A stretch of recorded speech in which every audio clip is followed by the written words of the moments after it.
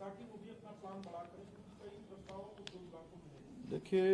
एक तो मैं बताना चाहता हूं कि 2018 में इन्वेस्टर समिट राज्य के अंदर हुई थी। उस समिट में भी बहुत सारे प्रस्ताव और बहुत सारे एमओयू उस समय हुए थे। उसमें से बहुत सारे लोगों से हम लोग कांटेक्ट कर रहे हैं और इस दौरान जो हमने उसी काम को आगे बढ़ाया, उसमें इंग्लैंड, आबू धाबी और दुबई, दिल्ली और मद्रास, इन शहरों में सभी निवेशकों से और उद्योग समूह के लोगों से मिलना हुआ था, सबसे बातचीत की है। सभी से बात करने के बाद बड़ी संख्या में निवेशकों के प्रस्ताव और उनका आकर्षण उत्तराखंड की ओर है, ये बात बिल्कुल स्पष्ट हो गई है। अभी तक 65,000 करोड़ रुपए के निवेशकों के करार हमारे साथ हो गए हैं, लेकिन आने वाले समय में और भी बड़ी संख्या में आने वाले हैं। लेकिन हमने तय किया है कि एमओयू होते रहेंगे और उस पर आगे गुणवत्ता के आधार पर या राज्य की जो प्राथमिकता होगी या राज्य के लिए जो ज्यादा फायदेमंद होंगे, उन सभी को हम अपनी प्राथमिकता में लेंगे। लेकिन उसकी ग्राउंडिंग ठीक से हो, उसके लिए हम प्रयास कर रहे हैं कि पहले ही जिस दिन हमारा इन्वेस्टर समिट का आयोजन होगा, जो कार्यक्रम हमारा 8 और 9 दिसंबर को प्रस्तावित है, उससे पहले हमारा प्रयास है कि उसकी एक अच्छी ग्राउंडिंग पहले ही हम कर लें। उस दिशा में हम काम कर रहे हैं और खुशी की बात यह है कि पूरे देश दुनिया के अंदर धीरे धीरे उत्तराखंड की बात जा रही है। उत्तराखंड की जो यहाँ पर कानून व्यवस्था से लेकर जो हमारे यहाँ का एटमॉस्फेयर है, जो श्रमिक वर्ग और प्रबंधन वर्ग के बीच बहुत ज़्यादा जो क्लैश नहीं है, और एक यहाँ की जलवायु से लेकर पर्यावरण, यहाँ का शुद्ध आबो हवा पूरे विश्व के लोगों को, देश के लोगों को आकर्षित कर रही है। उसमें उन सब लोगों को जहाँ वो लोग आना चाहते हैं, हमारा भी ये प्रयास है कि उनके लिए अच्छी योजनाओं का थोड़ा मैं कहूँ कि लिबरल जिनको योजनाओं को बनाना, नए पॉलिसीज को लाना, वो सब काम हमने किया है। एक लैंड बैंक भी तैयार किया है और जरूरत पड़ने पर आगे भी हम लोग जो इन्वेस्टर हैं उनके बहुत सारे सुझाव भी हमको प्राप्त हो रहे हैं। कुछ स्थानों पर हेली सेवा हेली सेवा देने के लिए, और देहरादून में आज लगभग 37 फ्लाइटें पूरे देश के अंदर से प्रमुख शहरों से यहाँ से जाती हैं।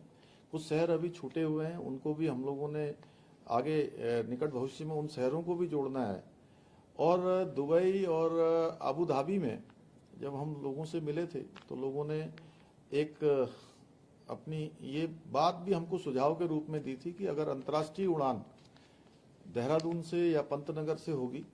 तो और देश दुनिया के लोग आएंगे। तो उस दिशा में भी हम काम कर रहे हैं। हमने भारत सरकार को भी इसका निवेदन किया है कि जल्दी ही जो है हमारी जो हवाई सेवाएं हैं उनको भी उच्चीकृत किया जाए।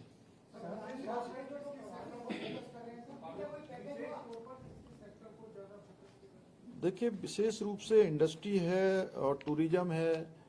इसके साथ वेलनेस का है, हेल्थ सेक्टर है, इन सब पर हमारा विशेष फोकस है। बाकी एडवेंचर टूरिज्म भी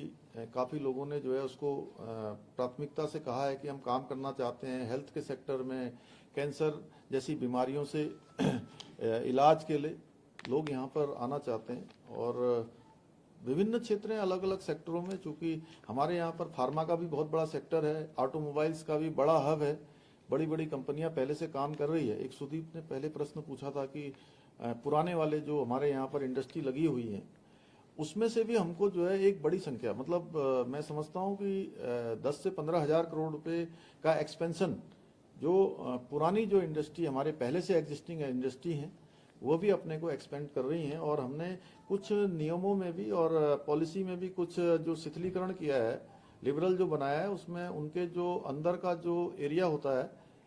क्या बोलते हैं उस एरिया को जिसके अंदर फैक्ट्री लगी होती है, वो ग्राउंड कवरेज एरिया, उसको भी हमने थोड़ा जो है उसमें भी हमने थोड़ा ढील दी है कि जितनी जरूरी है उसके अलावा वो अपने यूज में ले सकते हैं।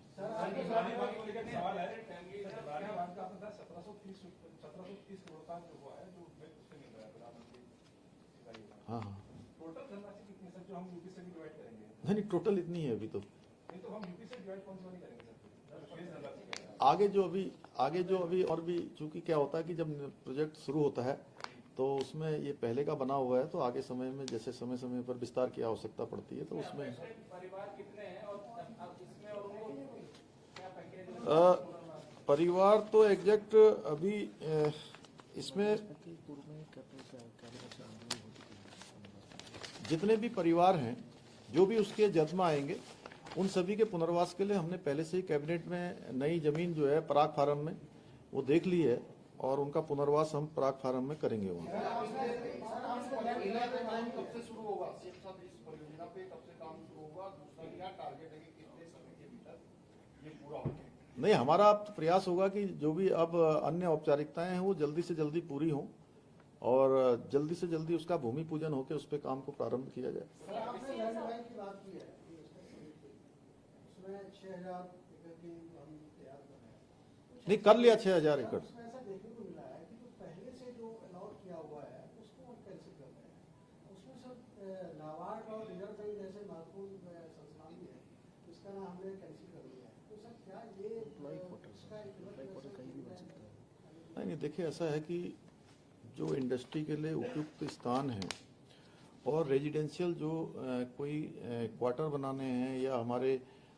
कर्मचारियों के, अधिकारियों के अगर आवास बनने हैं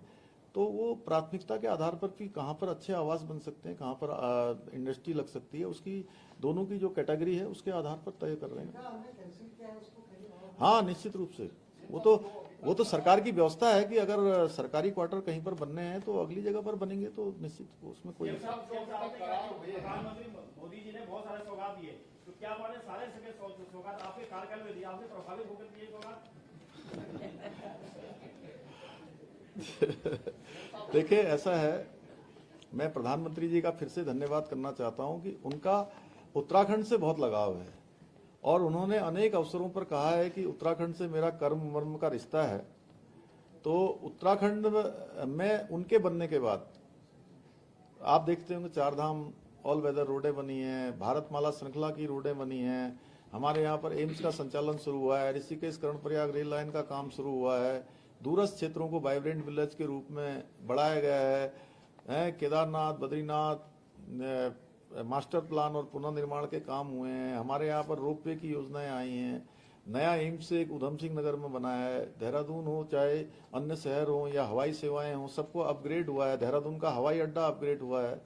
तो ये प्रधानमंत्री जी का विशेष लगाव है और उत्तराखंड की जनता का भी उनसे लगाव है, उनको अपने परिवार का मानते हैं, एक परिवार के नाते प्रधानमंत्री जी ने किया है, हम प्रधानमंत्री जी का धन्यवाद करते हैं।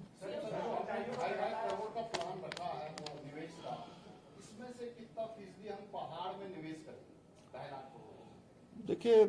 जो बड़ी इंडस्ट्री हैं उनके लिए तो चूंकि लैंड बैंक जो चाहिए वो हमारा 4 जिलों में उपलब्ध है, लेकिन हमारी प्राथमिकता है कि जो लोग जो इंडस्ट्री भी पहाड़ों में जाएंगी, जो पहाड़ों में पर्यटन के रूप में, एडवेंचर टूरिज्म के रूप में, हेल्थ वेलनेस के क्षेत्र में, उन सभी को प्राथमिकता देंगे और हमारा भी प्रयास है कि अधिक से अधिक इंडस्ट्री जो है केवल हमारे 4 जिलों के अलावा पहाड़ों में भी जाए। उसके लिए हम जिलाधिकारियों के साथ भी जल्दी ही बैठक भी करने वाले हैं। उन सभी को हमने पहले से ही ये प्रस्ताव भेजा हुआ है कि अपने अपने यहाँ पर क्या संभावना पर उनके यहाँ काम हो सकता है वो हमको दें। मेरा सवाल ये है कि पेपर लीक मामला एक ऐसा मामला था जिसपे सरकार ने एक स्ट्रॉन्ग एक्शन लिया और उसके बाद पूरे देश भर में सरकार की तारीफ भी हुई, लेकिन जो अधिकारी थे, चाहे हम सचिव की ही बात कर ले, उनके खिलाफ भी एक्शन लिया गया और उनको भी हटाया गया, लेकिन अभी तक इतना लंबा समय हो चुका है, अब क्या स्टेप सरकार लेने जा रही है, क्योंकि न कोई ठोस प्रूफ मिल पा रहा है और न अभी तक बहाली हो पा रही, तो इस मामले में आगे सरकार क्या सोच रही है? देखिए जो भी हम फैसला लेंगे वो बिना किसी भेदभाव के, निष्पक्षता के आधार पर, पारदर्शिता के आधार पर, जो राज्य के हित में होगा, यहाँ के हमारे बेटे बेटियों के, हमारे भाई बहनों के हित में होगा। अभी तक हमने वो सारे फैसले लिए हैं जो राज्य के हित में है, हमारे भाई बहनों के हित में है और आगे भी हम उसी दिशा में आगे बढ़ेंगे। देर हो सकती है लेकिन हमारी मंशा पर किसी प्रकार का कोई वो नहीं है। हम बिल्कुल पारदर्शिता के आधार पर, निष्पक्षता के आधार पर इस पर काम करेंगे। भ्रष्टाचार के खिलाफ आप लगातार कार्रवाई कर रहे हैं, उद्यान विभाग में जांच का मामला सामने आया, भाजपा विधायक का नाम भी सामने आया, उस ऑर्डर में अब तो माननीय न्यायालय में मामला है, जो भी माननीय न्यायालय को उस पर चूंकि अपना फैसला एक दे चुकी है और आगे जो भी आएगा, चूंकि माननीय न्यायालय के जो आदेश होंगे उसके आधार पर कार्रवाई होगी। एक सवाल है सर, पार्टी हाईकमान को लेकर हमको 3 राज्यों के विधानसभा चुनाव के लिए समय मांगा, तीन राज्यों के, तो कब कोई डेट आपने तय की है कि वह इस तारीख को है? नहीं, वो एक्चुअली में इन्वेस्टर समिट होने के कारण से चूंकि मैं अभी तत्काल नहीं जा सकता था, इसके बाद अहमदाबाद और मुंबई का है, लेकिन मैंने पार्टी को अपना जो उन्होंने 5 दिन का समय कहा था कि एक कार्यकर्ता के रूप में मैं मध्य प्रदेश, छत्तीसगढ़ और राजस्थान में देना है, तो अपना कार्यक्रम में दे दूंगा। पार्टी जहां भी उपयोग समझेगी वहां पर सर, एक भेजेगी। सवाल है सर, इन्वेस्टर समिट को लेकर के सरकार बहुत तेजी से काम कर रही है, लेकिन हमने देखा है साल 2017 से लेकर अब तक जो डिस्ट्रिक्ट में जो DIU के जो ऑफिसर हैं वो मुख्यालय में बैठे हुए हैं, डिस्ट्रिक्ट इंडस्ट्री जो ऑफिसर हैं वो वहाँ पर बैठ ही नहीं रहे हैं। एक कर्मचारियों के बलबूते पर वो पूरा का पूरा कार्यालय चल रहा है। ये बहुत अच्छा प्रश्न आपने पूछा, और ये इन्वेस्टर समिट इसीलिए हो रही है कि जो भी कमियां हैं, जो भी निवेश नहीं आ पाया है, उस पर भी हम लोग पुनः निरीक्षण उसका करेंगे, पुनः अवलोकन करेंगे कि आखिर कहां पर हमारे स्तर पर कमी है। क्योंकि पहले से भी जब हम आज इन्वेस्टर समिट में जा रहे थे, तो उससे पहले भी जो हमको सुझाव मिले थे कि भाई आपके नियम थोड़ा और अच्छे होने चाहिए, कुछ नए नियम होने चाहिए, नई पॉलिसीज होनी चाहिए, उन सभी को हमने किया है। आपने ये भी अच्छा सुझाव दिया है, मीनाक्षी जी यहाँ पर बैठे नोडल अधिकारी हैं, तत्काल इस पर कार्रवाई करेंगे। सर, एक सवाल है, जमरानी और लखनऊ के अलावा भी कम से कम 10 ऐसे पावर प्रोजेक्ट होंगे या इससे ज्यादा ही होंगे जो गंगा वैली और अलकनंदा के हैं, जिसको कि सुप्रीम कोर्ट की कमेटी ने भी शायद क्लियरेंस ऑलमोस्ट दे ही दिया है, लेकिन उसके बावजूद भी अभी तक केंद्र सरकार ने शायद उस पर अपनी कोई वो नहीं दिखाया है कि मतलब उसको चालू करवाया जाए। उस दिशा में सरकार क्या कर रही है? अब देखिए, ऐसा है कि जो सुप्रीम कोर्ट का और गंगा प्राधिकरण, ये दोनों के बीच में चीजें रही हैं, उसमें हमने भारत सरकार से अनुरोध किया है कि कुछ जो हमारा बाबला नंद प्रयाग जैसी योजनाएं हैं और योजनाएं हैं जिनसे बहुत ज़्यादा जलवायु में कहीं किसी प्रकार का जो है